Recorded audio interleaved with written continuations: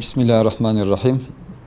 Elhamdülillahi Rabbil alemin ve salatu ve selamu ala Resulüne Muhammedin ve ala alihi ve sahbihi ecmaîn.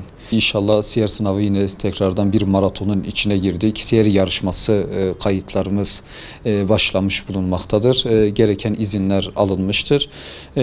Siyer sınavı için şu an bütün okulları hemen hemen ilçeler, köyler olmak üzere gidebileceğimiz bütün okullara gittik. Öğrencilerimize, insanlara ulaşmaya çalışıyoruz. Kayıtlar yapılıyor. Elhamdülillah geçmiş seneler gibi güzel bir teveccüh var. Tabii biz bunu peygambere olan sevgiye bağlıyoruz. İnsanlar teveccüh gösteriyorlar. 7'den 70'e herkes kayıtlarını yapıyor. Özellikle yaşadığımız devir, yaşadığımız son süreçte sıkıntılar, maddi ve manevi sıkıntılar gerçekten de peygambere olan ihtiyacın ne kadar büyük olduğunu gösterir. Çünkü Allahu Teala Allah Resulü için, Hazreti Muhammed Aleyhisselatü Vesselam için diyor ve me erselnake illa rahmeten lil alemin. Biz seni alemlere rahmet olarak gönderdik.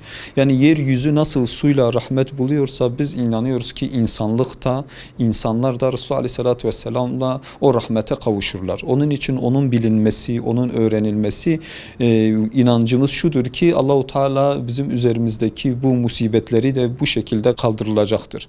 Ondan dolayı Resulullah Aleyhisselatü Vesselam'ın hayatının öğrenilmesi lazım, bilinmesi lazım. Bu şekilde inşallah sıkıntılarımızın da giderileceğine inanıyoruz. Bundan dolayı derdimiz o, çabamız o. Diyoruz ki insanlık Resulullah Aleyhisselatü Vesselam'ı öğrensinler. Hem dünya saadetine ersinler hem ahiret saadetine ersinler. Çünkü Allahu Teala Kur'an-ı Kerim'de peygamberleri gönderirken diyor ki iman edin.